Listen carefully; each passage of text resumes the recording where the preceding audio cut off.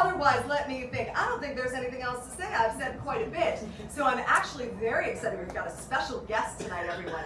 Opening up the show, one of David's mentors, the incredible Wizard of Waikiki, Mr. Curtis Kale. Okay, all right. How's everybody doing here tonight?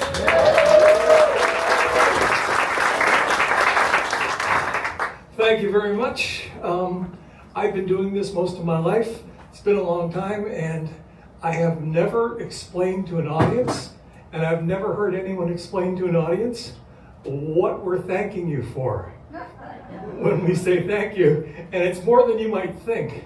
You all bring your contributions to this show, which make it all possible. And in the first instance, who's got my water over here? Yeah, okay, crack that open, sir. Yep, just pour about a third of the glass in there. The first contribution, of course, is that you're here. Your physical presence, your eyes, your ears, your attention. Without you folks, this would not be magic. Without you, this would be rehearsal. Would you mind, sir? Go ahead and crack that open. But there's more to it than that. Your second contribution, your skeptical minds. That's enough, thanks. Your skeptical minds, your puzzle-solving abilities, your desire to find out the nature and the truth of the mystery. Without that, we have no magic. So thank you indeed for your analytical minds. And sir, the last one, there is one more contribution which bears mentioning. Keep going. That's good. And that is your imaginations, your expectations, your dreams for what magic would look like if it happened here on the stage. And that's not much. It doesn't seem like much. You walk in with it and don't even notice it. And yet that's enough. It's the magician's job to mix all that together and to somehow create a magical mystery.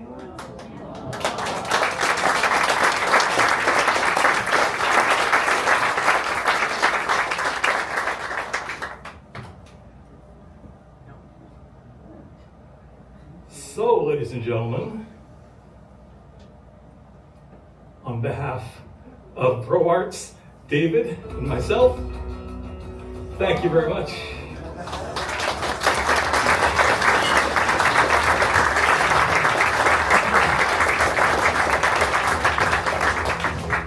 You guys can keep that if you like.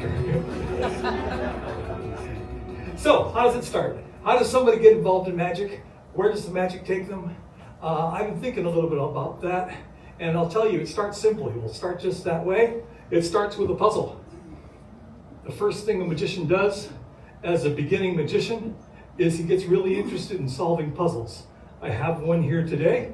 This is a simple metal ring and a simple piece of rope, the kind of thing you might find behind the bar at a whaling town like Lahaina, where sailors spend their time trying to figure out mysteries to baffle each other and to wager on.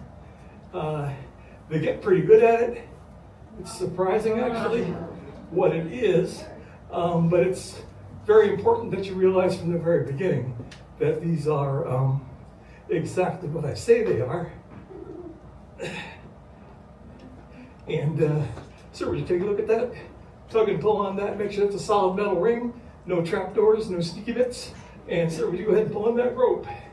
I don't know your background, but I assume you know about as much about rope as anybody else. Maybe more? I'd be surprised. I might be surprised. Let's have that rope. And what's your name, sir? Leonel. Leonel?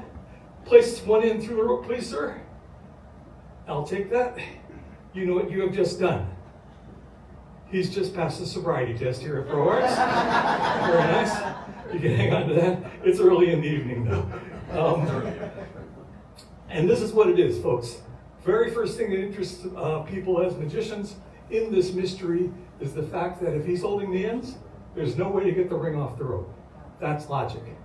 But if you know the secret, if you don't, hang on tight, if you know the twist, it is possible to get the ring to come off the rope.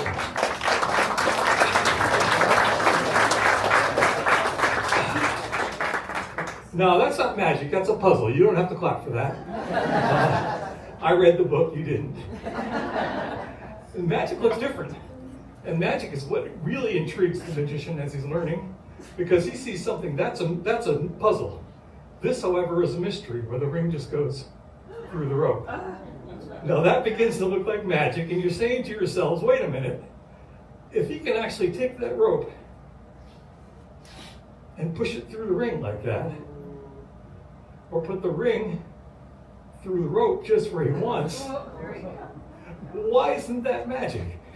And it's not magic because I'm telling you, it's just a puzzle. And you just don't understand it. There are rules. The rules are this, watch the ends. If the ends go down and the ring goes up, the ring is on the rope. If the ring goes up and the ends go down, the ring is off the rope. Okay, the rules don't help. The rules don't help. They're just lying to you.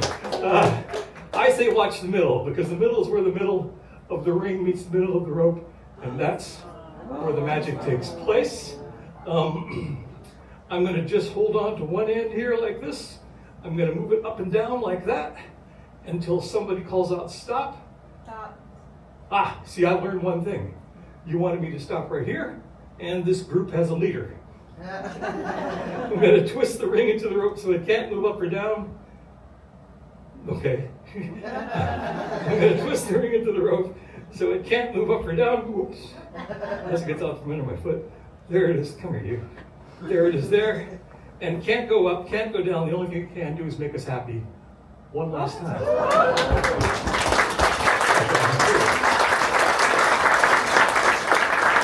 Thank you. And that's the puzzle portion of the show. So, that's the way it continues for many, many years. Magicians will fascinate themselves with different ways of fooling you like that. And some of them, that's the entire experience in magic, and that's fine. But for others of us, we sometimes kind of begin to wonder if it can't be something better than that. And then you come across a trick. And for me, it was this trick. A trick involving a wooden bowl, not so much really, but a wooden bowl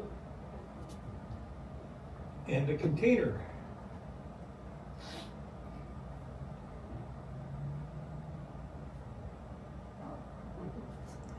Of rainwater from dark clouds in the Manoa Valley. And it's because dark clouds are where we find silver linings. And that indeed is a silver coin. Nothing spins like silver, nothing sounds like silver.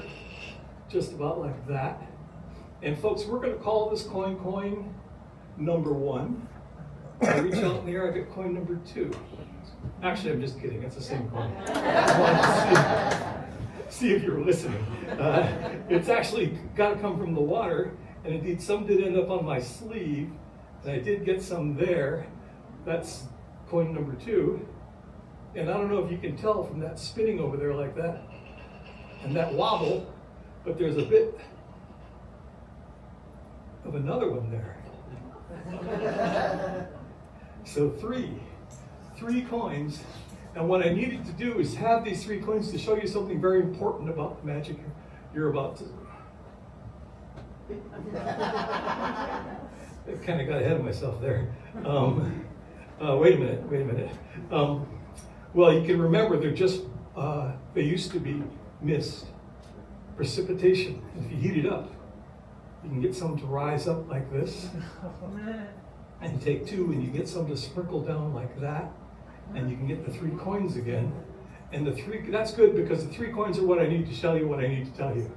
You may see a magician from time to time place coins in his hand, make 2 fists, perform the mysterious dance of the thumbs,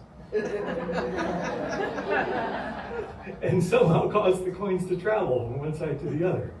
And once the first one goes, the second one also goes.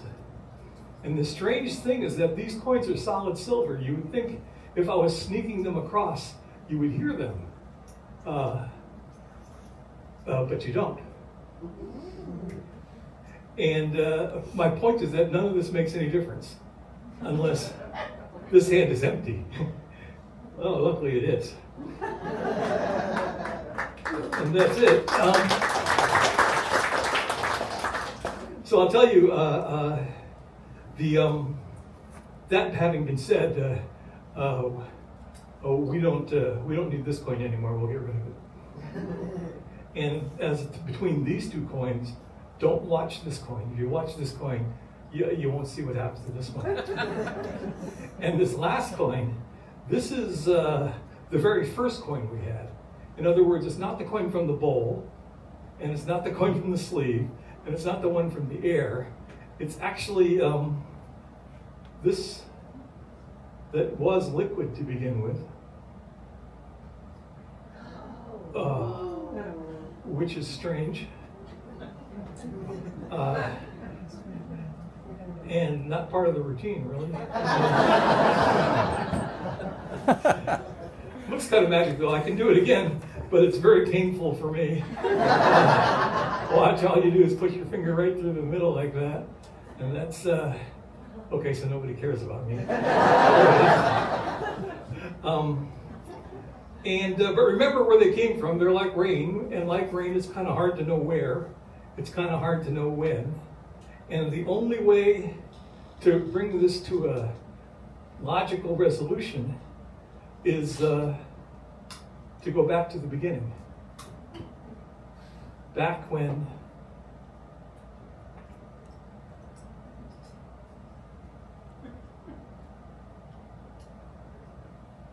things were just a little bit more malleable,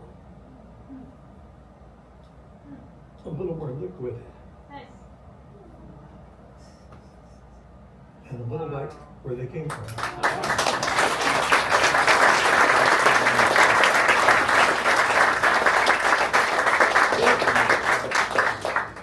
So, there it is, ladies and gentlemen. The turning point for me was to find tricks like that. Tricks where, yes, there's magic going on, but maybe there's something a little bit more. And then, I think I found something even a bit beyond that. Would you like to see it? Yeah. Let me see. I need a couple of people. Would you help me, please? All right. And just come up here. There's a stair right here if you need it. I did. And all the way over here, sir, you've got a horrible seat right there for this. So why don't you come up and see it from on stage? And your name is? Susan, and Martin. Martin, nice to meet you, Martin. Thank you. Come on up over here. Let's go right up on that spot right there, this spot right here. We're going to try and show this to as many of us as possible.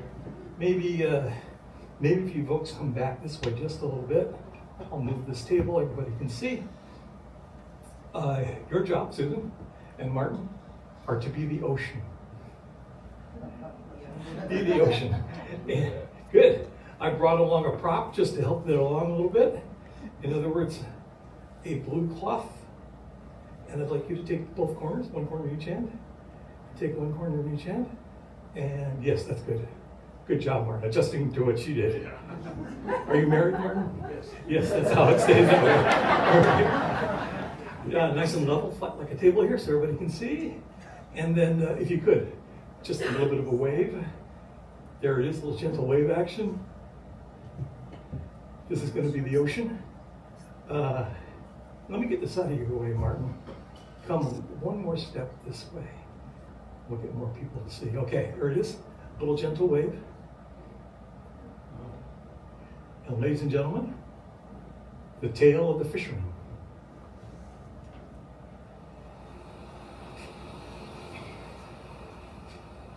He comes out early in the morning, before anyone else, to the same spot he had come to over and over in the past few weeks.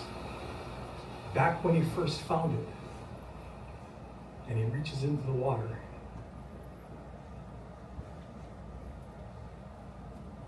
And comes up with a pearl. He puts that one away. Maybe today is the day. Maybe today is the day when he finally has enough. He reaches into the water again. And just as he had for weeks, he reaches in. And today possibly it is the day. It's been weeks since he found the magical oyster that makes these pearls and trapped it inside his lobster trap. And coming out in secret so that no one will know. But perhaps just a few more.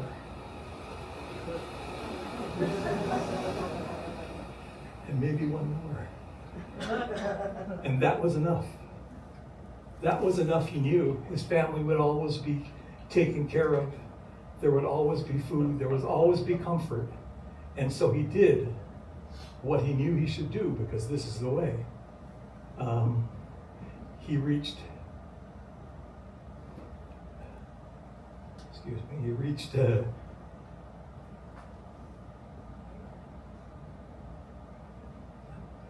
deep under the waves, opened the hatch, released the oyster.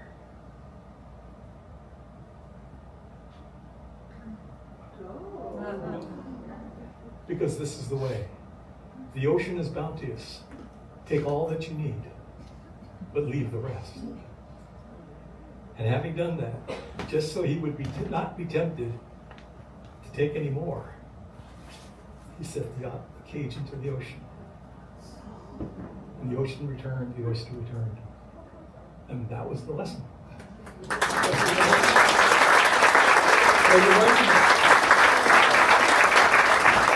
It's over here, actually, Martin.